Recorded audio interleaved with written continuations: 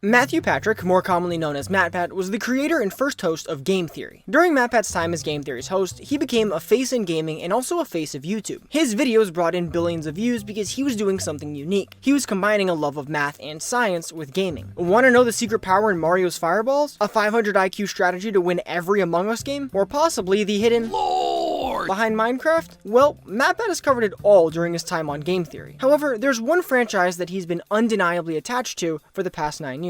Five Nights at Freddy's. It's a common joke that solving Five Nights at Freddy's is what would drive Matpat crazy and finally break him. But now that he's retired, I feel there's no better time to ask, did he ever solve it? Did he ever get close to solving the story of Five Nights at Freddy's? But before I start grading and digging into Matpat, I feel now's a good time to answer what solving FNAF's lore means. He's been talking about this franchise for a long time, and as he's been making videos, so has Scott Cawthon been making games. If I was to compare Matpat's first video 9 years ago to Five Nights at Freddy's Help Wanted 2, he would be horrendously wrong. Many key characters and animatronics in today's FNAF didn't exist when Matpat made those videos. So to be fair, we'll assess Matpat's theories with the state of Five Nights at Freddy's when it was uploaded. If Matpat's theory was released when Five Nights at Freddy's 1, 2, and 3 were released, then it will be compared to those games. So with that figured out, let's dive into some old Game Theory videos. Matpat's first video on Five Nights at Freddy's is a legendary piece of internet history. It introduced Five Nights at Freddy's to Game Theory's audience and acted as a giant alarm bell to the rest of the internet, letting them know that this game had more to offer. In his theory, Matpat compares the original game to an actual incident in a Chuck E. Cheese in 1993. This comparison highlighted the potential real-world inspirations for the game's themes and characters. The incident occurred in Aurora, Colorado, with 4 people losing their lives to an armed shooter. While there are some parallels between the actual incident and the Five Nights at Freddy's game, Scott Cawthon did not intend it. However, if you remove that portion of the theory, Matpat would have been right. Five Nights at Freddy's 1 seemed to imply that we are playing as the killer and this is either a nightmare or some form of hell. With messaging like "it's me," a teleporting Golden Freddy, and the nightmarish effects that can appear in the game,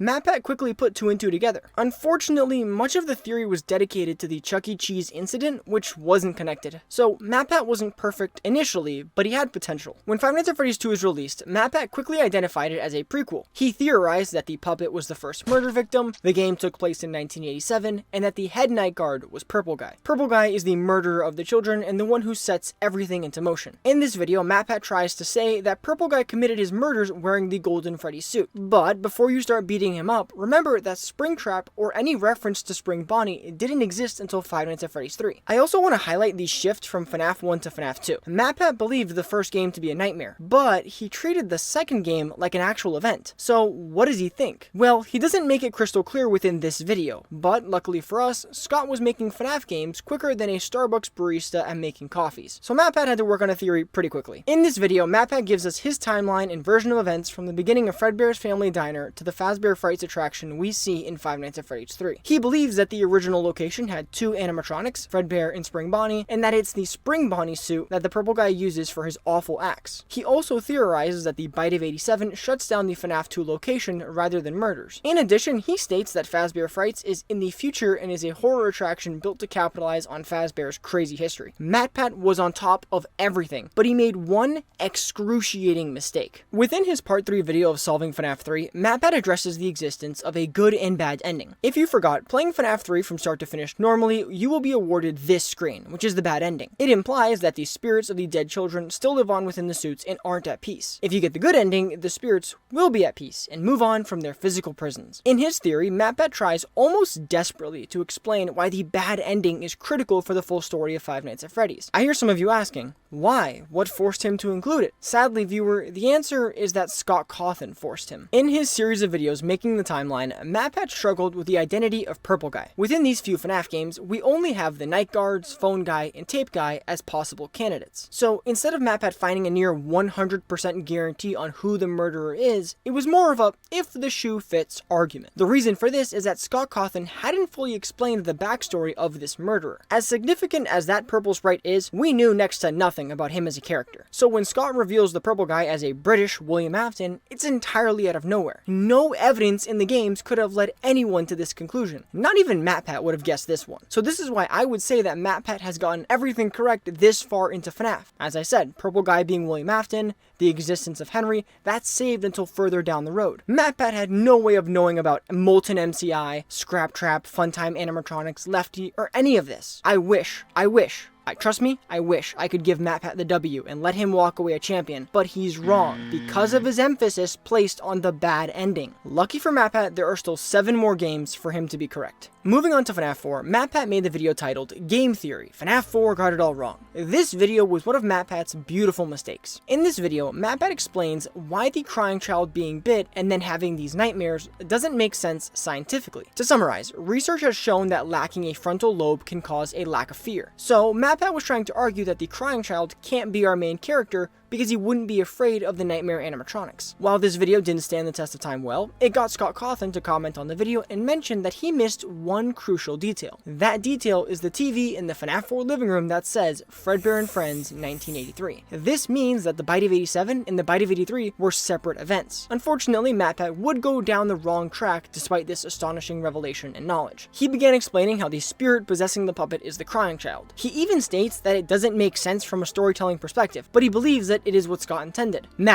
Patrick of Matthew. If it looks like a Freddy, walks like a Freddy, and talks like a Freddy, it's probably Freddy. In the video, Matpat forgets that the FNAF 2 cutscene hints at the spirit of the puppet being murdered outside of the pizzeria. The crying child's death is caused by the spring locks in the Fredbear costume, which is why it makes sense for his spirit to become attached there. Even looking back at FNAF 2, Golden Freddy has always been different. While the other spirits needed the help of the puppet in the post-death minigames, we see that Golden Freddy is already there and exists. To Matt's credit, the main reason why he had to believe the crying child possesses the puppet is due to psychic friend Fredbear. I assume team theorists had to devise a logical reason for how this thing could talk to the crying child. In fact, Matpat's issue with this piece of FNAF lore caused Scott to include this adorable plush in the sister location office. But let's go back to Five Nights at Freddy's 4. Once everything was said and done, Matpat created his final FNAF 4 video. In this video, he explained dream theory and what it means within Five Nights at Freddy's. The theory was built on the idea that the gameplay we experience in Five Nights at Freddy's 1, 2, 3, and 4 are all nightmares from the mind of the crying child. Dream theory seemed very plausible then, but Matpat made another mistake. In his video, he makes the connection that the children murdered by Afton possess the toy animatronics. However, there isn't much evidence for this argument. I feel like Scott Cawthon made it very clear that these animatronics were created as security measures because of murders within Fazbear's past. So, sadly for Matpat, while I wish I could give him the victory here,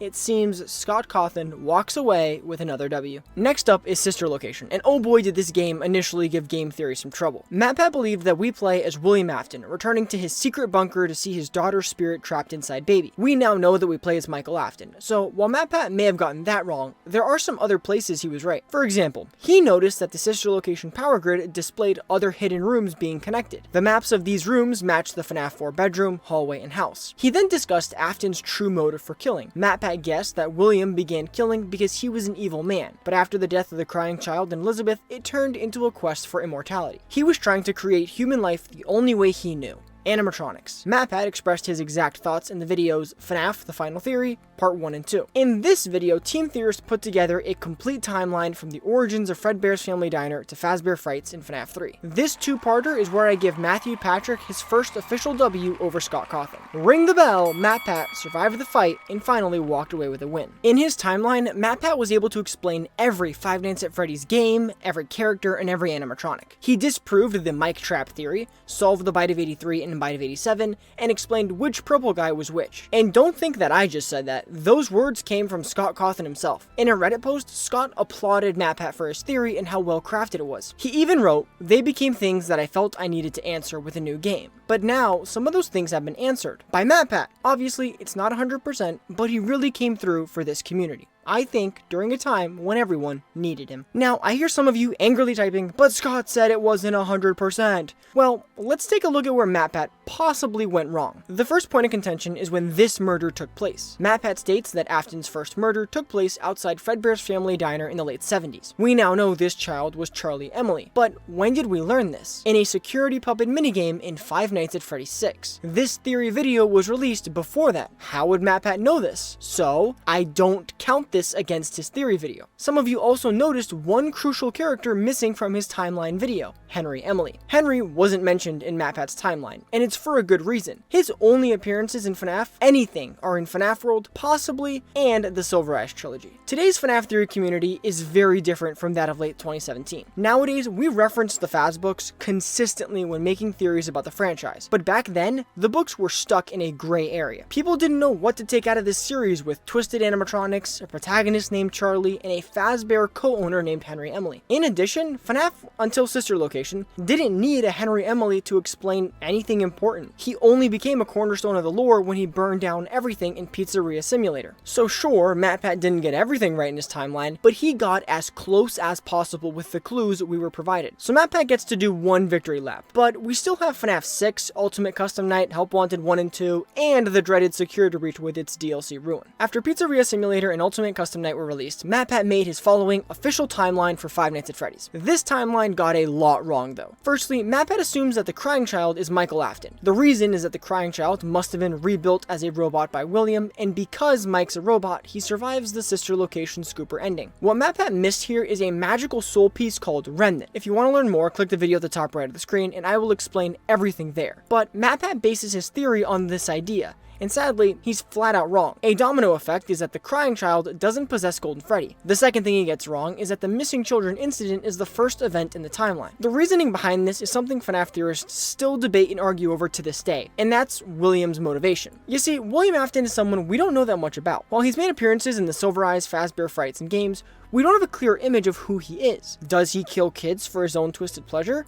Did he kill Charlie first out of jealousy toward Henry? Or does he kill to research souls and the key to immortality? People argue back and forth over this on any social media platform where FNAF is, and it's still unclear. So I won't throw Matpat into the Faz fire just yet because he still has a few more interesting takes to give. Mainly in part 2, Matpat theorizes that Henry burns down the Fazbear Frights location. While he could be right, I don't feel this makes sense logically. If Henry is the one to lock up Springtrap in the safe room, why would he free him? For this reason, I believe an unknown third party tries to put together Fazbear Frights. They are searching the old pizzeria locations for salvageable Fazbear items, and the wall that they break to find Springtrap is a coincidence. The player then could be Henry, or more likely Michael, but I wouldn't say Henry works as the owner and operator of Fazbear Frights. To be positive, Matpat states that the Molten MCI theory is true within his timeline. Molten MCI's rundown, for those who don't know, is that Molten Freddy contains a portion of the spirits from the original Missing Children's incident. This is because William broke down the animatronics in the FNAF 3 cutscenes and used them for experimentation within the Funtime animatronics. And if you recall, Funtime Foxy, Ballora, and Funtime Freddy combined to form Molten Freddy. Past that, Matpat got the rest of FNAF 6 and Ultimate Custom Night right. It stinks to do it, but the W goes to Scott Cawthon with how much Matteo Patricio got wrong in this timeline. Before we continue, I want to preface that I have watched many game theory videos by this point.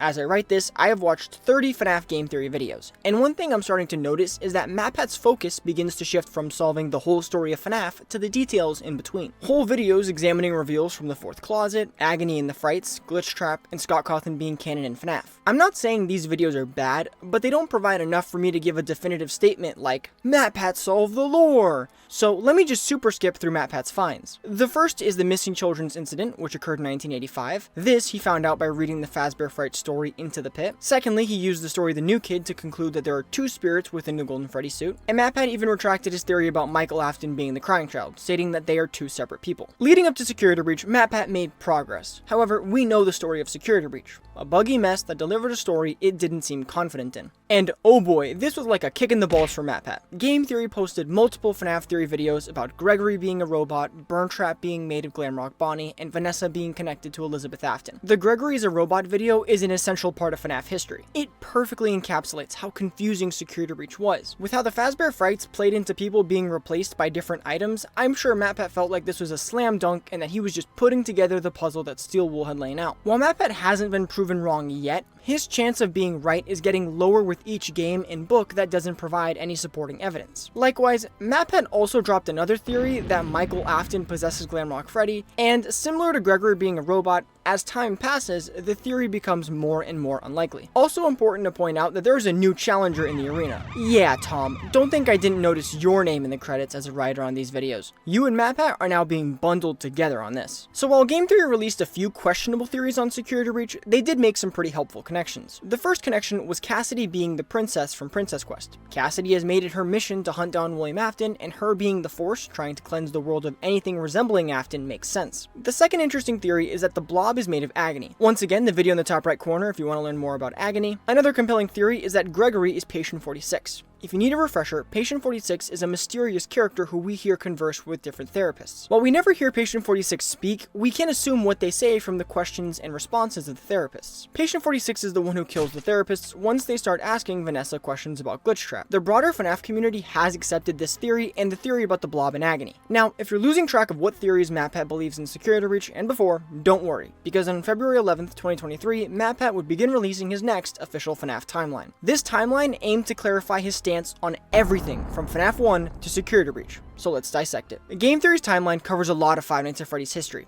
At this point, there's been 11 games and 19 books, so Matpat had to begin with the story of William Afton, from his early introduction to the entertainment business to when he started his own company. Matpat theorized that copycats started forming due to his initial success, and he was forced to sell to Henry Emily. Henry and William, despite their differences, made a great team and created the first Fredbear's Family Diner. Business would boom and they could experiment with new animatronics and systems with this extra capital. One of the innovations would be the spring lock suit, a mechanism allowing humans and endoskeletons to wear these costumes. This only boosted their productivity as a business, but everything fell apart during a birthday party in 1983. Here, William's son Michael accidentally kills his younger brother, the crying child. His brother's head was forcefully pushed into the mouth of Fredbear, where his struggling and crying would loosen the spring locks and cause them to snap shut. While the child was rushed to the hospital, he didn't make it. After this, in a drunken rage, William would take the life of Henry's daughter Charlie. Without his knowledge, Charlie's spirit would go on to possess the security puppet, and these events would set into motion the rest of Five Nights at Freddy's as we know it. While I wish I could go over every detail in Matpat's timeline and his version of how FNAF plays out, it would take way too long. So I will cover his larger and more controversial decisions. The first topic is who dies first, the crying child or Elizabeth Afton. Matpat decided to have the crying child die first because William needed motivation to create the Funtime animatronics. Deep down, I wish I could agree with him, but I can't. There's an overwhelming amount of evidence for Elizabeth dying before anyone else. This evidence includes the empty girl's room in FNAF 4, the stomach mouths in the Nightmare animatronics, and the incident that the crying child witnessed, which made him horrified throughout the rest of the game. It's possible that the crying child witnessed Elizabeth's death and that's what traumatized him. He calls Freddy, Bonnie, Chica, and Foxy plushes his friends because they weren't what killed his sister. What killed his sister was the clown-looking animatronic that his father had made. In conclusion, this is a possible point against Matpat completely solving the FNAF lore. However, I don't hold it against him too much. William Afton's motivation throughout FNAF has always been difficult to pinpoint. You would think all these books and games would paint a clear image of who he is, but instead, they make things murky. In the same book trilogy, William changes from a psychotic bunny man into an MIT-level researcher. Sure, you could theorize William was just crazy from the start, but it makes more sense for an event like his kid's death to push him over the edge. Skipping further down the timeline, Matpat's next large controversy was the inclusion of Clara Afton. Matpat believes Clara Afton revived the Fazbear Entertainment name and turned the company into an LLC. She would then create some Five Nights at Freddy's games with the help of a game developer, Steve Snodgrass. These games were part of an elaborate cover-up, hoping to wipe away the sins of Fazbear's past. She would then create the Fazbear rental service with two goals: make money and harvest remnant. The money she needed to create the Mega Pizzaplex, and the remnant was for her to rebuild her family. The crying child became Robot Gregory, Burntrap would be Afton, and Vanessa would be an adult version of Elizabeth Afton. And Michael Afton's spirit became part of Glamrock Freddy. Now, I don't agree at all with this theory. While I agree with Matpat that the current CEO of Fazbear Entertainment is familiar with its history, I don't believe it's anyone associated with the Afton family. The primary reason is that the Princess Quest ending is the real ending of Security Breach. Burntrap's ending fooled us all. While it had a 2-star ending, it was fully animated, and because of that, we let our guard down. We should have known 3 stars is FNAF's way of saying the real end. Steel Wool got us with that one. The next slightly controversial decision Matpat made was to exclude the books from the games. He did use some of them as evidence for his arguments, but he never outright stated that a character from the books was in the games. Some of you may be confused when hearing that. You may think, but I thought the games were always separate from the books. Yeah, things have been changing in the FNAF theory space. People have been trying to argue that the tales from the Pizzaplex books are in the game's timeline and that the Fazbear fright Stitch Wraith Stingers occur in the games. Now, it's not all the Fazbear frights, just the ones explicitly connected to the Stitch Wraith Stingers. So to those of you watching this video who were angry at Matpat for not including those books, you clicked on the wrong video, because I agree with Matpat leaving these books out and treating them as a separate timeline. Argue about it in the comments if you want. So, after 20 plus hours of FNAF game theory videos, I can only hand the W to Matpat once. Only once did Matpat solve the lore of Five Nights at Freddy's to a sufficient level. Also, to those wondering why I didn't mention any of his latest uploads concerning Ruin and Security Breach, it's because we don't know how those will pan out. We'll just have to wait until Steel Wool releases more games and what direction they take the story. Aside from that, like the video to make me feel better, and thank you for the memories, Matpat.